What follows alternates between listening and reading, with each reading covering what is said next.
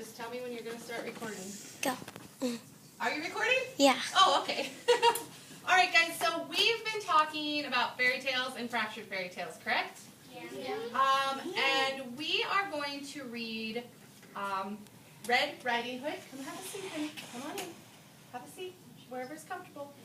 Yep, that's okay. You can sit right there. Sit right there. And we are going to read an actual fairy tale of Red Riding Hood. I know a lot of you in your fractured fairy tales that you're writing, you've got little Red Riding Hood in there. So let's just look at the original version of Red Riding Hood. And this story is retold and illustrated by James Marshall. Why do you think it says retold on there? Yes. Because it's an old fairy tale. Yeah, it's an old fairy tale. Fairy tales have been told in many different ways in many different countries, right? And sometimes you might read a story, say, that's not quite what I heard, but it's okay because fairy tales have been around for a long time. They've been changed, they've been adapted to fit others' interests or needs, right? So, Red Riding Hood. A long time ago, in a simple cottage beside the deep, dark woods, there lived a pretty child called Red Riding Hood. She was kind and considerate, and everybody loved her. How do most fairy tales start? Yes. A long time ago or once upon a time. Yeah, so instead of saying a long time ago like it says here, we would say once upon a time. One afternoon, Red Riding Hood's mother called her. Granny isn't feeling up to snuff today, she said, so I've baked her favorite custard as a little surprise. Be a good girl and take it to her, will you? Red Riding Hood was delighted. She loved going to Granny's, even though it meant crossing the deep, dark woods. She's gonna love it. Yeah. I don't think it's When the custard had cooled, Red Riding Hood's mother wrapped it up and put it in a basket.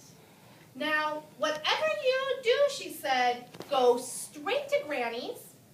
Do not tarry, do not speak to any strangers. Yes, Mama, said Red Riding Hood. Mama? Yeah. Before long, she was in the deepest part of the woods. Oh, she said, this is so scary. It's a little scary, huh? Suddenly, a large wolf appeared. Good afternoon, my dear, he said. Care to stop for a little chat? Oh, gracious me, said Red Riding Hood. Mama said, do not speak to any strangers. I know, what's going to happen? But the wolf had such a charming manner. And where are you going, sweet thing, he said. I'm on my way to visit Granny, who lives in the pretty yellow house on the other side of the woods, said Little Red Riding Hood. She's feeling poorly, and I'm taking her a surprise. You don't say, said the wolf. Just then he had a delightful idea. No reason why I can't eat them both, he thought. Allow me to escort you, he said. You never know what might be lurking about. You're so kind, said Little Red Riding Hood. Thumbs up if he is really being kind, thumbs down if he's being a trickster. Ooh, lots of thumbs down, let's see. Beyond the forest, they came to a patch of sunflowers. Why not pick up a few, suggested the wolf. Grannies love flowers, you know. But while Red Riding Hood was picking up a pretty bouquet, the clever wolf hurried on ahead to Granny's house. Hi. Thank you so much, sir. You're welcome. Did you get it? Yes. Who is it? Called out Granny. It is I, your delicious, darling granddaughter, said the wolf in a high voice. The door is unlocked, said Granny. Uh-oh, I wonder what's going to happen. Here we go. Surprise! cried the wolf. Granny was furious after having her reading interrupted. "Get out of here, you horrid thing!" she cried. Look at all of her books. Do you see the importance of reading? Granny's snuggled in, not feeling well with her kitty and her books. Maybe the cat will pick it up. How many of you say, "That's not how I've read the story before"? Okay. But the wolf gobbled her right up. He didn't even bother to chew. "Mmm, tasty," he said, patting his belly. "So tasty." Just then he heard footsteps on the garden path. Here comes dessert. And losing no time, he put on Granny's cap and Granny's glasses, and he jumped into bed. He pulled up the covers. Let's know your his tail. You can see parts of his tail, right? Let's see what happens. "Who is it?" he called out. In his sweetest Granny voice. "It is I, your little granddaughter," said Red Riding Hood. "The door is unlocked," said the wolf. That is sweet. Yeah.